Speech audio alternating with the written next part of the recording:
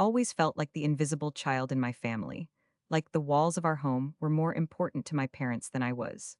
I could recall every moment vividly, those countless nights I sat in my room, listening to laughter and celebration echoing through the house while I studied or worked on assignments late into the evening.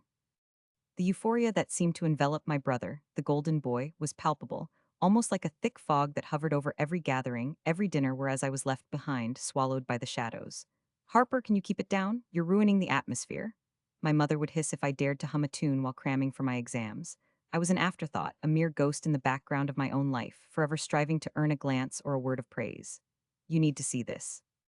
My mother exclaimed one afternoon as she flitted into the living room, her excitement radiating like a beam of sunlight. I looked up from my laptop, my heart skipping more out of curiosity than enthusiasm. What is it, Mom? I asked, trying to sound engaged, though I could feel my insides tight. Your brother and Maddie got engaged. Look at these. She whipped out her phone, her face lighting up with pride as she scrolled through pictures. Before I could catch a glimpse, I could already feel the impending sense of despair settling in my stomach like a heavy stone. Isn't it beautiful? She cooed, oblivious to my struggle. My brother's engagement ring sparkled like a beacon, a symbol of everything I had worked for but never achieved. I forced a smile, knowing she expected me to share in the joy. Yes, it's lovely, I replied, my voice lacking enthusiasm. My mother continued to ramble on about wedding plans, her words blurring together as I mentally checked out, each sentence further proving I was a side character in a story I had hoped to be a part of. Weeks rolled by, and I watched as they planned his wedding with what felt like an insatiable zeal. We want it to be perfect, my mother said, her eyes twinkling with happiness as she looked at my father, who nodded along. $50,000, he said, almost reverently like it was the most sacred number in the world. I sat there, simmering in silence, every one of those dollars a sharp reminder of my own struggles with college loans that counted like monstrous beasts lurking just around the corner, waiting to pounce. You should see the venue, my mother continued, nearly bouncing in place. It's going to be stunning. And the colors, oh, you have to see the colors. What colors? I finally asked, surprise lacing my words, though inside I felt a familiar chill creeping back in. Pastel blush, champagne, and ivory, she said, waving her hand dismissively. Maddie has such fantastic taste, doesn't she? Yes, yes, she did, perfect little Maddie. That does sound pretty, I said, forcing my voice to remain steady as resentment bubbled beneath the surface. One evening, as dinner was served, my brother and Maddie came over to share the news of their venue selection.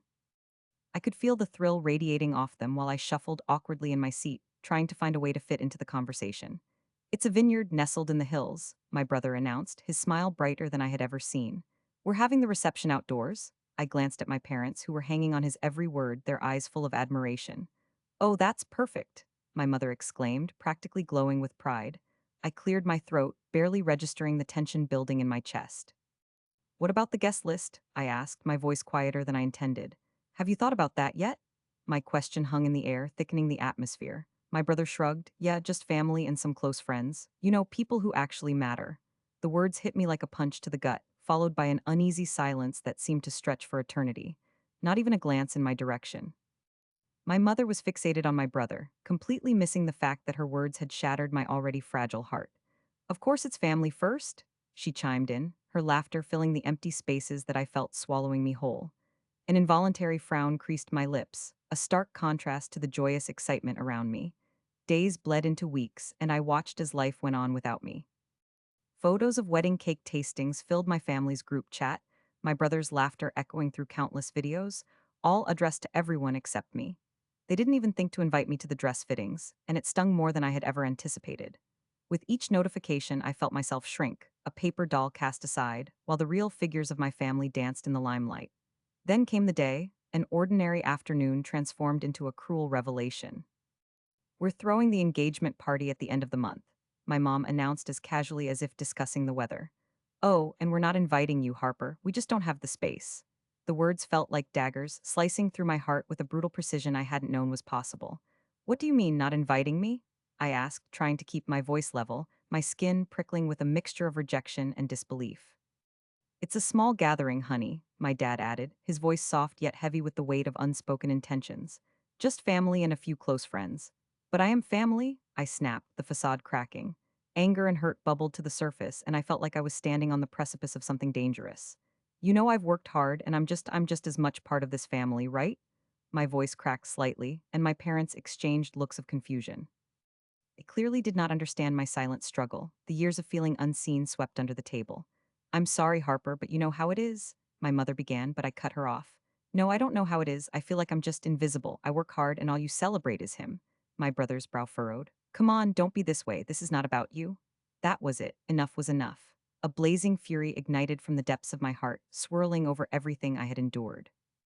I was done being their silent shadow, their invisible child. I would no longer settle for being forgotten. It was time to shake the very foundations of a family that had written me off. I would find a way to make them see me, feel me, understand the depths of my pain. From that moment on, I was no longer just Harper, the invisible girl. I was a force, and I would claim my rightful place in this story. One way or another, I sat in my dimly lit bedroom, the blue light from my laptop casting shadows that stretched like fingers creeping across the walls. It had been a long day, filled with whispers of wedding plans that echoed in taut waves from the living room.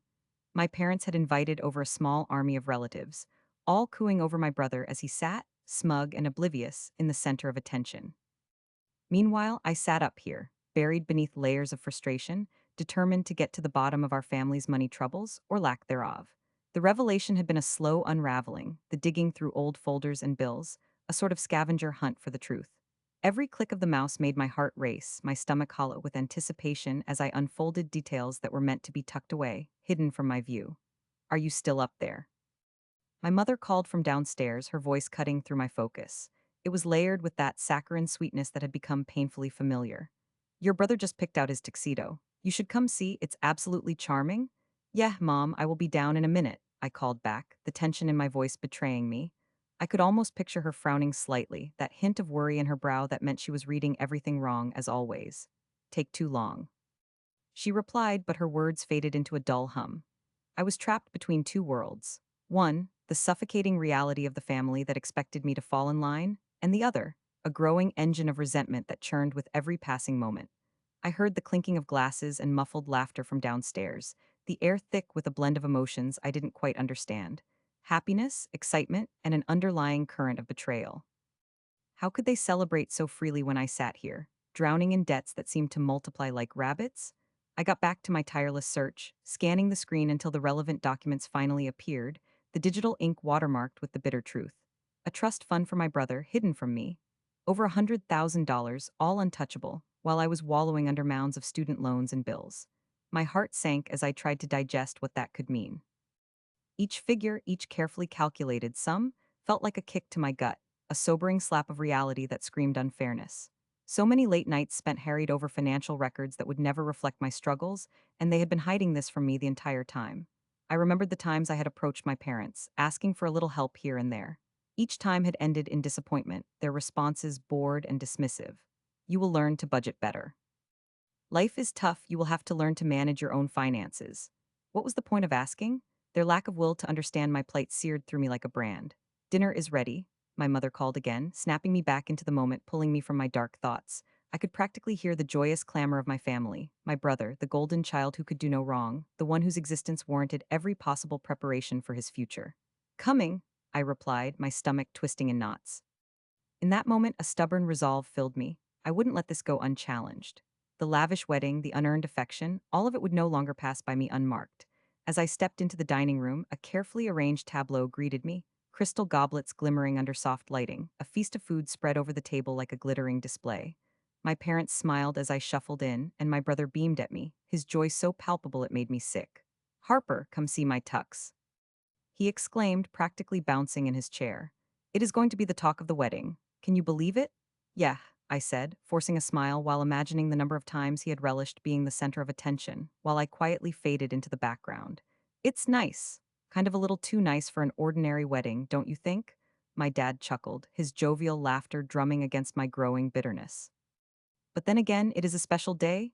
Special, sure, I muttered under my breath, but the statement didn't escape my mother's ear. What was that, dear? She asked, a note of caution lacing her words. Nothing, I replied quickly, the slightest quiver in my voice unraveling my calm demeanor. Just thinking about how much pressure there is for an event like this. Pressure is part of every wedding, my father responded, leaning back in his chair with a sense of pride. Your brother deserves the best, especially when we have the means. The corners of my lips trembled as I sipped at the sweet tea. its sugary taste clashing with the bitter rise of anger burning in my chest. I watched my brother bask in their attention, and I couldn't help but feel that familiar ache of exclusion. We all have to contribute, Harper, my mother chimed, and for a moment I thought she might dare suggest that I chip in for the wedding. The thought sent alarm bells ringing in my head. What about helping with the guest list? Oh, I would hate to take any spotlight off of you, buddy, I said with a sharpness that surprised even me. My brother paused, the tension hanging like a thick curtain. I watched as his joyful expression froze momentarily before he shrugged it off and turned back to my parents. Don't worry, I can handle it, my brother replied, dismissive. The words clung heavily in the air, and as the conversation drifted back to frivolous flooding of wedding details, I clenched my fists under the table. Little did they know this was more than just a wedding to me. It was a battleground, a stepping stone for my resolve to no longer be sidelined. I made a silent vow then, a flame ignited within as I listened to the cheerful chatter surrounding me. Enough was enough. I would no longer sit in the shadows while my brother wore the gilded crown of favoritism.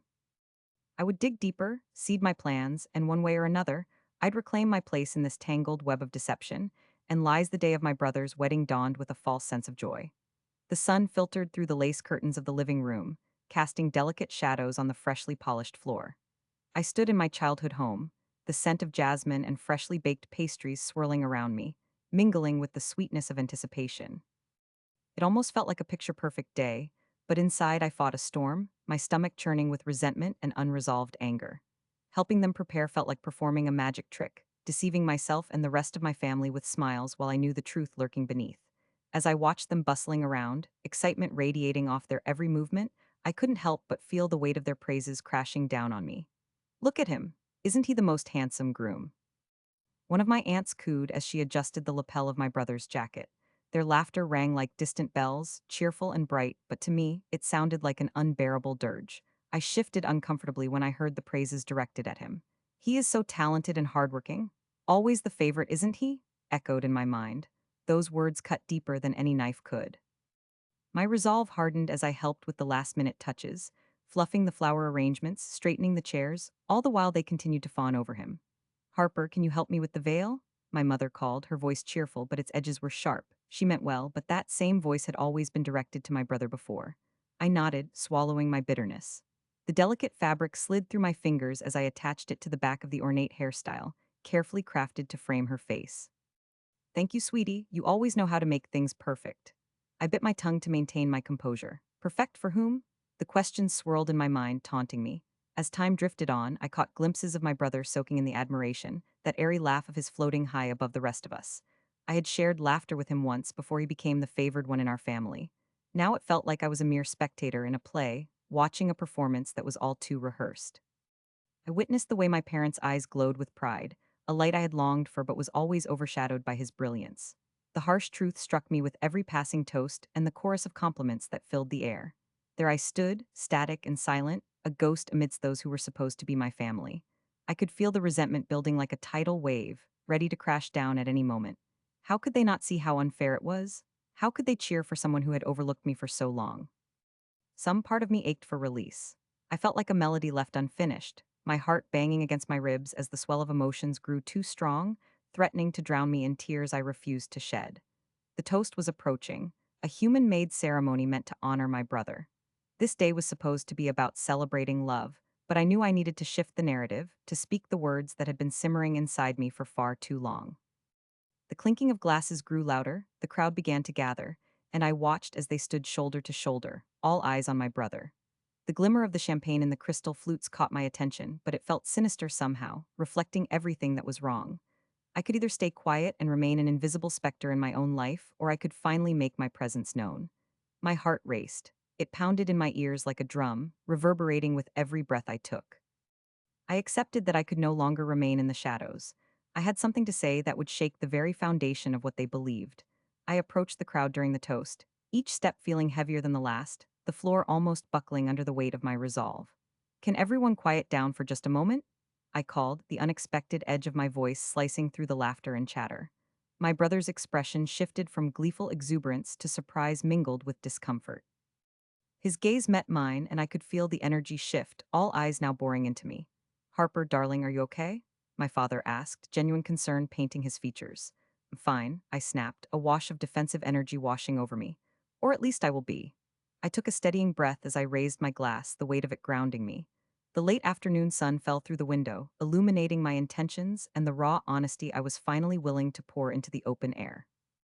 I know today is supposed to be about love and happiness, I began, my voice steady but rising with intensity. But I cannot ignore the elephant in the room. I cannot ignore how this family has constantly put my brother on a pedestal while I've been left in the dust, fighting for scraps of attention. Gasps echoed through the crowd, a wave of disbelief rushing over their faces. My brother looked like he had been punched in the gut. Harper, what are you doing? He said, a mixture of confusion and hurt threading through his voice. This is not the time or place, he exclaimed, and the warmth of his wedding day vanished behind the chilling chill of my words. I am done with this illusion, I shouted, the heat of my feelings spilling over like an ocean's tide crashing against the shore. You all stand here singing his praises, but what about everything that I have endured? The years of silence, feeling invisible in my own home, while you all celebrated his every achievement. It is unfair. I deserve to be seen too. Stunned silence engulfed the room. My heart raced, but clarity flooded my mind. I had taken the first step toward dismantling the facade that governed us for too long. There was no turning back now. I had pulled the pin from the grenade, and all I could do was wait for the explosion that would change everything I stood before our family, trembling but resolute, every heartbeat echoing in my ears like a drum signaling the arrival of a storm. The crisp air of the banquet hall was thick with the scent of fresh flowers and the sharp tang of tension. Dressed in all white, my brother radiated perfection, a polished statue atop an altar of their choice.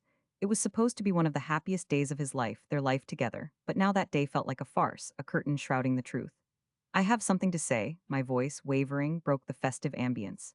The immaculate golden chandeliers sparkled above us, oblivious to the impending chaos. Gasps erupted like popcorn in a microwave, the joy in the room instantly crumbling. Harper, now is not the time, my mother whispered sharply, her eyes wide, filled with a cocktail of fear and anger. She had always been the mediator, the voice of reason, but now she just looked fragile, like a glass vase teetering on the edge of a shelf. No, I insisted, each word gathering strength as I made the decision to unleash the truth. It is the time. I had spent too long in the shadows, cradling the secret like a fragile bird. It was time to let it fly. I looked around the room at their familiar faces, faces that had always filled my dreams with both love and torment. You all deserve to know what this family has hidden beneath layers of pretense and smiles.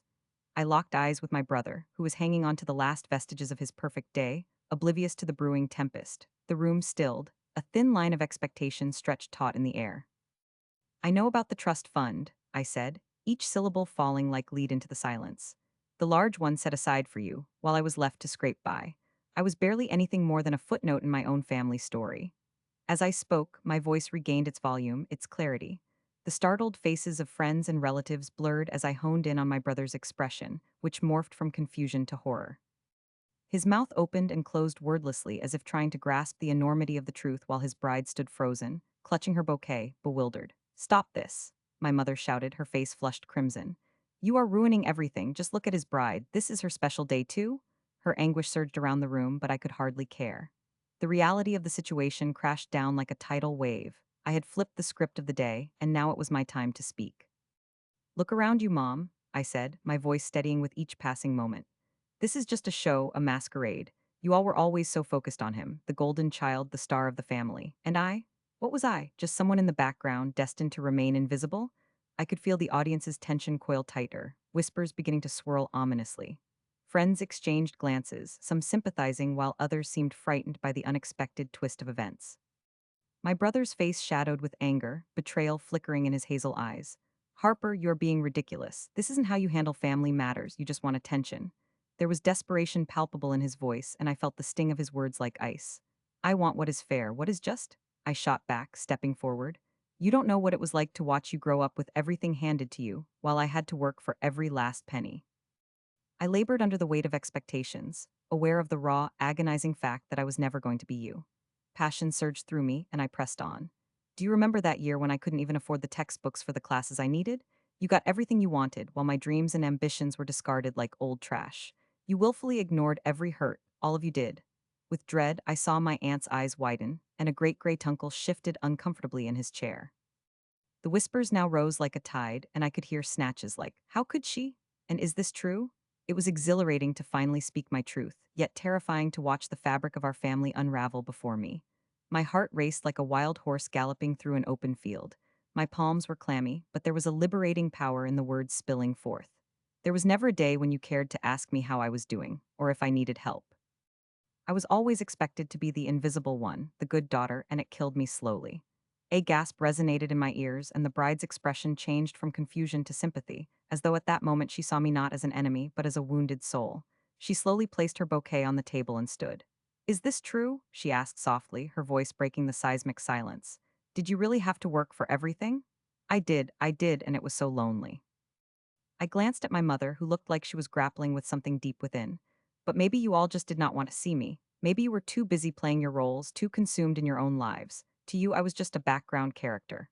I had no idea, the bride finally whispered, her eyes pooling with sadness. Why didn't you tell me? Because I had no voice, I retorted, desperately searching the faces of my family for any semblance of understanding. No one would listen. Today, all I want is to be heard. I am tired of being the shadow. Stepping back, I watched as realization began to ripple through the spectators. Faces once painted with joy turned pale. The weight of my words settled heavily in the air. I felt an unexpected sense of liberation wash over me, as if I had finally stripped away their illusion of perfection. The wedding was spiraling into chaos, and all I could think was that this was the reckoning they had to face. I had claimed my voice and forced them to confront their choices in the harshest light possible. And in that moment, actions felt like liberation at last. In the days that followed, the air in Maplewood seemed thicker, suffused with the bitter remains of betrayal and fractured family bonds. It was as if a storm had passed through, upending everything that had been carefully placed. My home, once a sanctuary, now felt like a battlefield littered with unresolved tension and unspoken words. I could almost hear the whispers, feel them curling around my family like a poisonous vine, tightening their grip. I traced my fingers along the banister, the polished wood warm under my touch, yet it offered me no comfort. I glanced at my phone, the screen dark and uninviting. There had been no messages, no calls that I had wished for time and again. I swallowed hard, the silence was deafening. I had exchanged the love I yearned for with dignity, but the cost was painfully steep. My brother's wedding, intended to be a day of joy, linked him to the humiliation that played on repeat in the minds of our relatives and neighbors. Did you hear about the sister? I could almost hear them saying, their voices dripping with judgment. I could picture the tight-lipped smiles, the raised eyebrows, and the teasing jests cloaked in faux concern. I stepped outside into the brisk air, hoping to unfurl the tight knot of emotions simmering in my chest. What were you thinking, Harper? I whispered to myself. The question echoed back, rebounding between my ears. The sun shone brightly, stark against a slate blue sky, yet it did nothing to elevate my mood. I pulled my jacket tighter around me, the fabric crushed and comforting against my skin. I recalled the moment I stood before my family, exposing the truth that had long been buried beneath layers of pretense, and I had felt powerful. But with power came isolation, and I had traded one prison for another. As I walked through the town, a place that once felt familiar and warm, I was haunted by gossip that floated like fragile fall leaves, floating in different directions. Parents shushed their children when I passed. You don't want to associate with her, they seemed to say without uttering a word. I wanted to shout back that I was more than the whispers, that I had taken a stand, but the words caught in my throat like bitter syrup. Can you believe she did that? I heard someone gasp as I approached the cafe, a favorite haunt mere weeks ago. I wished I could turn invisible, meld into the background, but my resolve pulled me forward. I opened the door and walked in. The bell jingled above me, issuing life into the still air, but the chatter faded, leaving only the quiet hum of my footsteps. Harper, you okay? A familiar voice broke through the heaviness, a kind smile warming my heart temporarily. I'm surviving, Nick, I replied, forcing a smile that felt more like a grimace. Your brother, people are talking. His gentle tone held both concern and a hesitance to pry. I took a deep breath, wrapping my fingers around the edge of the counter. As if I don't know. I could feel the stare of the other patrons like a hot spotlight, each gaze weighed more than the last. I guess I'm just the family disgrace now. Don't say that, you did what you had to. He reached out, placing a hand on mine. You were brave, and that matters. Just give it time. They'll come around. But what if they do? The thought slipped away. I had already welcomed grief into my heart and didn't want to invite its dark cousin, despair. Maybe some things aren't meant to be mended, I murmured and pulled my hand back, removing the warmth I craved. Harper, listen. He leaned closer, his voice dipping low, shielded from prying ears. Whatever they think, you're still family. Your parents just need to process this. They've lived under a shadow of appearances for so long, it's going to take time to come to terms. Or perhaps they don't want to, maybe they prefer the image they've crafted. The thought rolled off my tongue like a stone. They're trapped in their own web of lies. You didn't lie, he countered. You revealed the truth. Truth can be a double-edged sword, I said softly, though I wasn't sure I believed it anymore. The cafe began to fill up, a crowd of clattering cups and the scent of brewed coffee enveloping me like a warm hug, but I felt myself shifting further away, distancing from what once brought me joy. I should go, I decided abruptly. Thanks for being here, Nick, I appreciate it. As I left the cafe, I wandered into the small park nearby, the remnants of winter lingering in the air.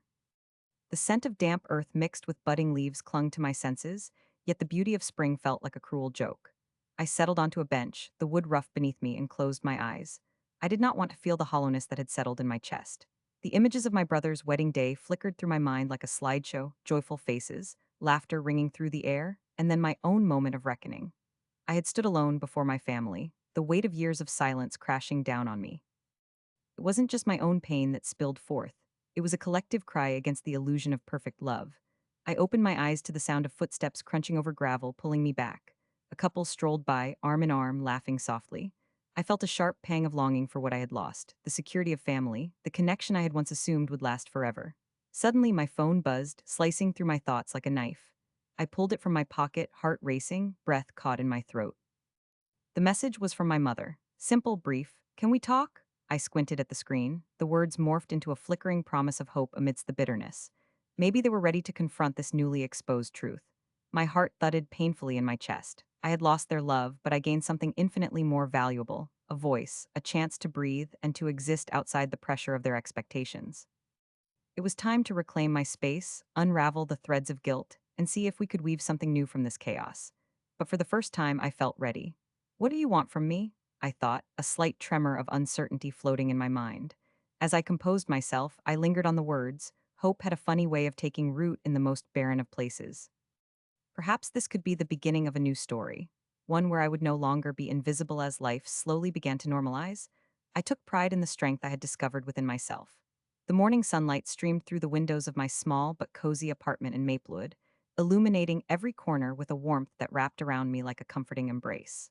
I savored the aroma of freshly brewed coffee wafting through the air, a familiar ritual that had become my quiet morning meditation. Each sip connected me to my ambitions, to the dreams I had once stifled.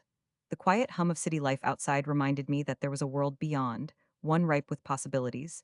In my mind, I could still hear my mother's voice ringing with disappointment, echoing against the walls of my heart. Harper, why can't you just be like your brother? She would lament during our last family dinner, a stifling anxiety creeping through me as it had done so many times before. But those days felt almost like a distant memory now. I was slowly peeling away the layers of heartache and betrayal that had clung to me for years like a second skin. Each day I stood a little taller, driven by the silent vow I made to myself. I would create a life that was solely my own. Let's be real, Harper, I whispered to myself, gazing into the reflection of my determined eyes in the mirror. You owe yourself this. You deserve to be proud. As I centered myself, I thought back to how I had channeled my frustration into work, always pushing the boundaries of my creativity as I sketched ideas for new designs in my notebook. That $50,000 spent on my brother's wedding had become a haunting reminder of my silent struggle.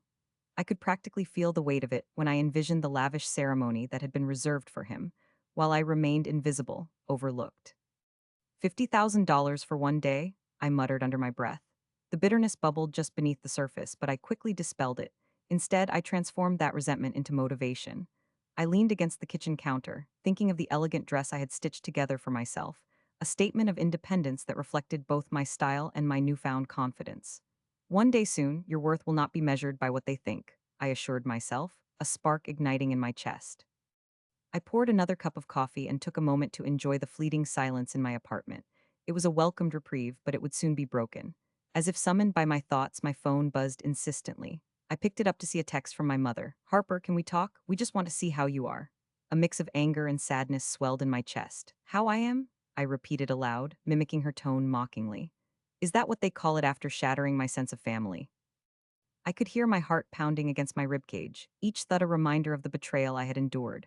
I had spent so long trying to earn their love and respect, only to realize that what they had given instead was conditional. Hey, you okay? A voice called from the other side of the room. My best friend had come over unannounced, just as she often did to check in. It was another morning ritual, and I was grateful for her presence. Her energy was like a soft breeze. It pushed me gently, encouraging me to face my thoughts head on. I'm fine, I said, trying to sound nonchalant as I took another sip of my coffee. Just thinking. About them again? She asked, crossing her arms, concerned pools of compassion flowing through her gaze. She knew my family had become a sore topic, one that stirred up emotions I had buried deep. Yeah, they texted. Want to see how I am? I replied, rolling my eyes, as if they cared before. I know it hurts, she said softly, brushing her fingers along the edge of my research sketches laid out on the table. But you have come so far, look at what you're doing. You're pursuing your dreams. Nostalgia washed over me, and I glanced at my sketches again. They were bright colored visions of a future I was building, where I could create freely, painting my emotions boldly into my art. You're right, I'm not the same person anymore. I refuse to be that girl who needs their approval to be happy.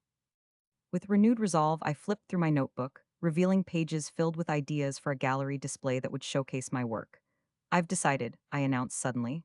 I'm going to host my own exhibit. No parents, no expectations, just me and my art. She gasped, a gleeful smile brightening her face. That's amazing. You totally should. When? I don't know yet, I confessed, my heart fluttering with excitement. But I need this. I have to prove to myself that I can do this, that I am capable of building the life I want, where love and respect are not privileges granted to me but foundations of my life. Her enthusiasm was contagious, and as we brainstormed ideas for venue and dates, a flood of happiness rushed over me. I felt liberated as if shackles had been lifted. My past no longer dictated my future, and every little decision I made now belonged solely to me. After hours of planning, she finally looked at me, her expression suddenly serious. Are you really going to just ignore your parents? They might change, she said carefully, her words laden with concern. No, I said firmly, feeling the weight of certainty settle in my chest. This time I cannot afford to let them back in. It's all or nothing, and I choose nothing. I deserve to stand tall without their shadow looming behind me. The realization felt monumental, echoing through my heart. I might have shattered family ties, but I had gained something infinitely more valuable, my self-respect and the courage to stand tall. This was my moment, my journey unfolding before me. I was ready to embrace my freedom. I always felt like the invisible child in my family, like the walls of our home were more important to my parents than I was. I could recall every moment vividly, those countless nights I sat in my room, listening to laughter and celebration echoing through the house while I studied or worked on assignments late into the evening. The euphoria that seemed to envelop my brother, the golden boy, was palpable, almost like a thick fog that hovered over every gathering, every dinner, whereas I was left behind, swallowed by the shadows. Harper, can you keep it down? You're ruining the atmosphere. My mother would hiss if I dared to hum a tune while cramming for my exams. I was an afterthought, a mere ghost in the background of my own life, forever striving to earn a glance or a word of praise. You need to see this. My mother exclaimed one afternoon as she flitted into the living room, her excitement radiating like a beam of sunlight. I looked up from my laptop, my heart skipping more out of curiosity than enthusiasm. What is it, Mom? I asked, trying to sound engaged, though I could feel my insides tight. Your brother and Maddie got engaged. Look at these. She whipped out her phone, her face lighting up with pride as she scrolled through pictures. Before I could catch a glimpse, I could already feel the impending sense of despair settling in my stomach like a heavy stone. Isn't it beautiful? She cooed, oblivious to my struggle. My brother's engagement ring sparkled like a beacon, a symbol of everything I had worked for but never achieved. I forced a smile, knowing she expected me to share in the joy. Yes, it's lovely, I replied, my voice lacking enthusiasm. My mother continued to ramble on about wedding plans, her words blurring together as I mentally checked out, each sentence further proving I was a side character in a story I had hoped to be a part of. Weeks rolled by, and I watched as they planned his wedding with what felt like an insatiable zeal. We want it to be perfect, my mother said, her eyes twinkling with happiness as she looked at my father, who nodded along. $50,000, he said, almost reverently like it was the most sacred number in the world. I sat there, simmering in silence, every one of those dollars a sharp reminder of my own struggles with college loans that counted like monstrous beasts lurking just around the corner, waiting to pounce. You should see the venue, my mother continued, nearly bouncing in place. It's going to be stunning. And the colors, oh, you have to see the colors. What colors? I finally asked, surprise lacing my words, though inside I felt a familiar chill creeping back in. Pastel blush, champagne, and ivory, she said, waving her hand dismissively. Maddie has such fantastic taste, doesn't she? Yes, yes, she did, perfect little Maddie. That does sound pretty, I said, forcing my voice to remain steady as resentment bubbled beneath the surface. One evening, as dinner was served, my brother and Maddie came over to share the news of their venue selection. I could feel the thrill radiating off them while I shuffled awkwardly in my seat, trying to find a way to fit into the conversation. It's a vineyard nestled in the hills, my brother announced, his smile brighter than I had ever seen. We're having the reception outdoors. I glanced at my parents, who were hanging on his every word, their eyes full of admiration. Oh, that's perfect, my mother exclaimed, practically glowing with pride. I cleared my throat, barely registering the tension building in my chest. What about the guest list? I asked, my voice quieter than I intended. Have you thought about that yet? My question hung in the air, thickening the atmosphere. My brother shrugged. Yeah, just family and some close friends. You know, people who actually matter. The words hit me like a punch to the gut, followed by an uneasy silence that seemed to stretch for eternity. Not even a glance in my direction. My mother was fixated on my brother, completely missing the fact that her words had shattered my already fragile heart. Of course it's family first, she chimed in, her laughter filling the empty spaces that I felt swallowing me whole. An involuntary frown creased my lips, a stark contrast to the joyous excitement around me. Days bled into weeks,